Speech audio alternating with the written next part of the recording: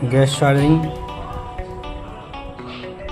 45 ग्राम gas डल चुका है इसमें, 645 ग्राम।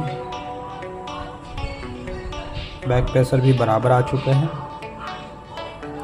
कंपनी बोलती है इसमें 40 से 50 ग्राम, सॉरी 49 से 50 ग्राम कंपनी बोल रही है।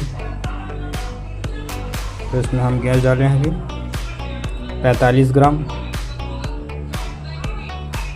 45 ग्राम गैस डल चुका है और 600 गैस चार्जिंग डन। बराबर इन्वर्टर कंप्रेसर दोस्तों गैस चार्जिंग हम कर चुके हैं इसमें।